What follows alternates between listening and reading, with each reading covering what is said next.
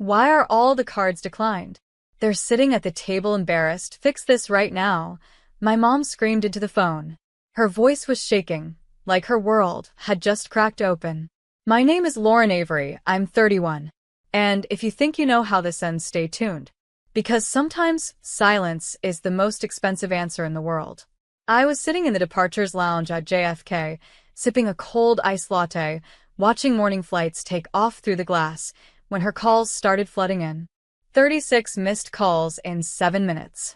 2 hours earlier, she stood in the kitchen, arms crossed, telling me like a dictator assigning a chore. For your sister's birthday, 75 guests are coming. They'll stay here a whole month. You'll cook, clean, and host. You're the single one. Be useful. She didn't even ask, she decided. She never asked. My sister smirked while applying lip gloss and said, "Just don't act weird in front of my in-laws this time." Then she laughed at her own joke, like humiliating me was entertainment. Breakfast tasted like chalk in my mouth. So, I didn't fight. I didn't argue. I didn't cry. I just finished my toast, closed my laptop, zipped my suitcase, and walked out. Nobody even noticed the click of the door behind me. They genuinely believed I was their unpaid event staff again. They forgot one tiny detail.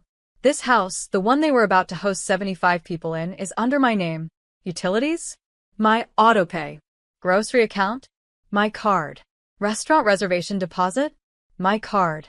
They never imagined I would stop paying. But today I did. And when Mom whispered, "Lauren, where are you?"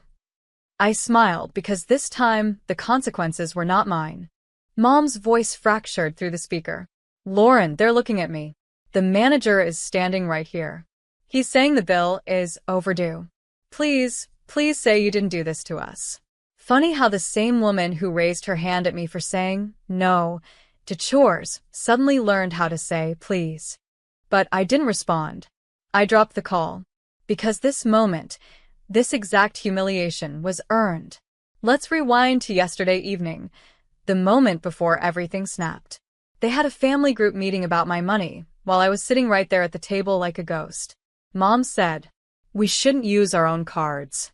Lauren earns enough. Everything will go under her tab. She's obligated. We raised her." My sister giggled. Of course. She never says no anyway. Her future mother-in-law smirked. Some children are born givers. She should be grateful she can serve. They talked about me in third person. Like I wasn't even human. Like I was a function. Funding machine. Workhorse. Hotel maid.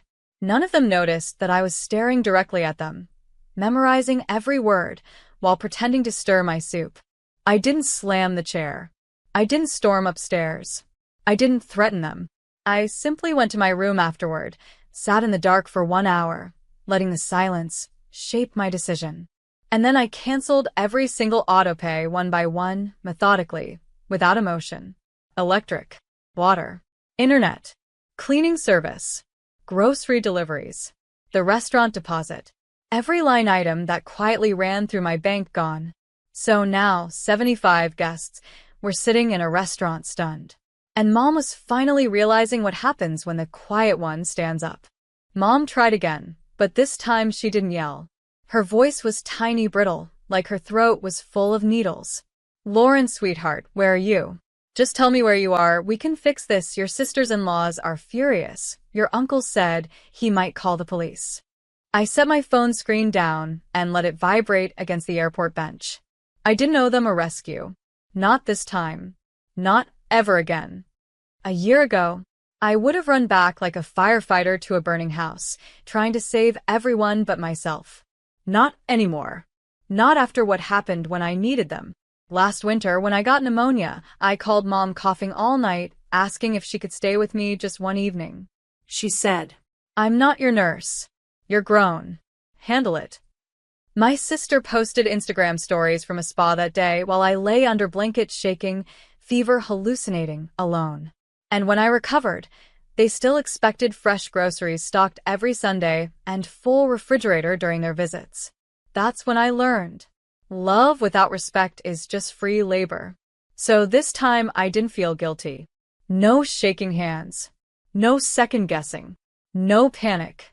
I chose myself, calmly, like choosing the right flight. I roll my suitcase toward the gate. The departure board above me blinked. Los Angeles, Seattle. Boarding in 12 minutes. I wasn't flying away to hide. I was flying away to live. To take the job interview that they told everyone I didn't deserve. To spend MY money on MY life, not on people who would gladly starve me to feed strangers. And as I scanned my boarding pass, my phone buzzed again. This time it wasn't Mom. It was Dad. Dad didn't call often, and when he did, it was usually cold, strategic, calculating, a CEO tone, not a father tone. But this time, his voice broke on the second word. Lauren, where are you? I didn't answer immediately. All I could hear behind him were voices, angry voices, restaurant noise, silverware clinking, chairs scraping, women whisper crying, waiters asking for alternate payment methods. Then Dad exhaled sharply. This is humiliating, he muttered, like the only thing that mattered was the shame, not me. Not how I felt, not how they treated me. What do you want from me? I asked calmly. Dad lowered his voice even further. The bank says the cards are frozen. And the restaurant says the VIP suite is already charged $7,300. We need you to fix this. Your mother is having a breakdown. People are watching. Lauren, just do this one thing. I almost laughed. One thing? For 11 years, everything was just one thing, and every one thing became another one, until there were hundreds. Grocery runs, event payments, dress deposits, trip pre-booking, surprise gifts, loan transfers, utility bills, house repairs, insurance claims. They treated me like an ATM with a pulse. I looked out at the runway, planes lining up, the vibration of engines rumbling through the glass, and I realized something. I wasn't running away. I was running forward. No, I said. Dad went silent. I repeated it, calm, steady, like truth from bone. No. I'm not rescuing you. Not anymore. I heard him inhale, shaky, stunned, like someone punched all the air out of him. This isn't how family works, he whispered. I finally smiled, small, but real. It is when family actually acts like family. Dad didn't respond, but I heard Mom in the background, a choked gasp, like she finally understood the math. The ATM was gone. I boarded, first class, sat down, buckled in, the overhead lights dimmed. The flight attendant offered sparkling water. I nodded, took a slow sip, and finally, my phone stopped vibrating. Airplane mode. Silence. Peace. For the first time in years, the world wasn't clawing at me through a notification. When we landed in Miami, I turned my phone back on and it was like a bomb detonated. 162 missed calls. 41 voicemails. 83 text messages. All the same theme. Come back. Fix this. Your mother is humiliated. People are asking questions. Then one message from my sister. You just love ruining other people's special days. Pathetic. Funny thing? I didn't ruin anything. I simply stopped funding dysfunction. Big difference. I dragged my suitcase across the marble hotel lobby floor, checked into my room. Ocean view. Blue water. Gold sun. White sheets. Luxury. Peace. Breath. I sent one message to the family group chat, and I composed every word slowly with intention. Hi. I didn't block the cards, the bank did. They flagged the accounts because all transactions for the last 6 months came from MY salary. They froze it until the rightful owner, me, confirms future permissions. I left because I am done being the only adult in this family. Then, after a pause, the guests can pay their own bills. I am not responsible for strangers you want to impress. I hit send. Seconds later, 3 dots appeared. Typing. Then typing disappeared. Then typing again. Then nothing. No insults. No yelling. No demands. Just silence. The type of silence that only happens when people finally realize the golden tap is permanently shut. The restaurant manager called me next, not them. he said, politely, carefully, like he was trying to avoid landmines. Ma'am, your mother tried to open a tab in your name. But when we asked for ID, she claimed she forgot her bag in the car. Then her friends tried. It's messy here. I walked onto the hotel balcony. Salty ocean air, warm breeze, and I smiled the calmest smile of my life. Because now this wasn't just family humiliation. This was public humiliation. And not by my hands, by theirs. 5 minutes later, my sister messaged privately. Please don't do this. Mom is literally crying in front of people. They're whispering. Everyone is watching. Oh look. Now, suddenly, embarrassment matters. When it was my embarrassment. When they mocked me in front of cousins. When they called me extra and said, you just seek attention? They loved it. They lived off the punchline of my humiliation. But today, they were the punchline. I replied with one sentence. Factual, not emotional. The bank froze the cards because they flagged suspicious financial exploitation. Not dramatic. Not cruel. Just the truth. And that sentence? Oh, that sentence sent them into absolute meltdown. Because exploitation is a legal word, not a family word. Then Dad tried the final manipulation move of all manipulation moves. We're family. This is not how things are supposed to go. And I responded the only way I've ever wanted to respond in my entire adult life. Family doesn't abuse the person who funds them. Read it again. Because that line hit them harder than any freeze notification ever could. That evening, right as the sun was dropping into the ocean, my phone buzzed again, but this time it wasn't texts. It was FaceTime. Mom. Dad. My sister. All three squeezed into the restaurant hallway, red-eyed, frantic, whisper yelling like hostages who suddenly realized they were not in control anymore. Dad tried to go calm, authoritative voice like he always does when he feels cornered. Sweetheart, listen, this is getting out of hand. The manager is saying they need a credit card or everyone needs to leave. They're threatening to call police. I sipped my iced lemonade and didn't say a word. Mom leaned in, mascara smeared. Just one card. Just one transaction. Don't embarrass the family.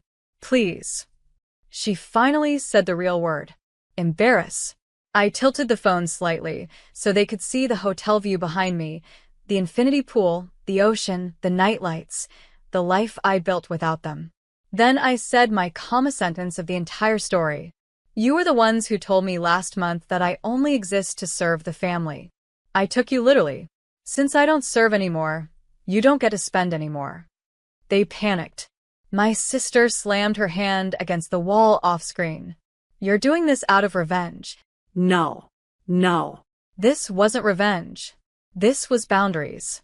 This was accountability, something they've never experienced in their entire lives. Mom broke. Full sobs. The camera tilted downward, and she slid down the wall, crying into her hands, exactly like the first phone call hours earlier. The manager appeared behind them, politely, professionally, and said, Ma'am, we need everyone to settle the bill or vacate the premises. They looked at me again, desperate. I ended the call. The next morning, sunlight came through my suite windows like a completely new chapter of my life had arrived. I ordered room service breakfast, opened my laptop, and finished the final transfer signatures for the scholarship initiative I chose to fund this year. Girls who actually needed support, not full-grown adults who weaponized entitlement as a personality trait. While I typed, my phone buzzed again, but this time, not from my family. It was the restaurant's legal department. They emailed documentation showing my parents tried to present a fake business card to cover the bill, then tried to convince the manager they were VIP partners. The restaurant rejected them and filed a fraud complaint. They CC'd me because the cards, the ones they used to leech from, were once tied to my corporate account. But now? Everything had been rerouted, legally sealed, layered with compliance protocols, zero liability attached to me. I replied professionally, confirming they had no authorization and that the family was not connected to my company in any capacity. 2 hours later, Mom texted again. Just 4 words. We need help. Please. I looked at that message for a long moment. No rage. No pain. Just clarity. Helping them now would not be love, it would be enabling the same cycle of entitlement they built themselves on. So I typed back. Help comes from growth, not from access. And I turned my phone off. That night, while the 75 guests scrambled, while my parents scrambled, while the group chat flooded with blame, hysteria, finger-pointing, I was sitting by the pool, feet in warm water, coconut drink in hand, laughing with people who actually show up. People who build, not take. People who love, not leech. My chosen family. My real family. For the first time in my life, I finally understood. Blood does not define loyalty. Behavior does. And freedom doesn't start when they apologize. It starts the moment you stop explaining why you deserve better.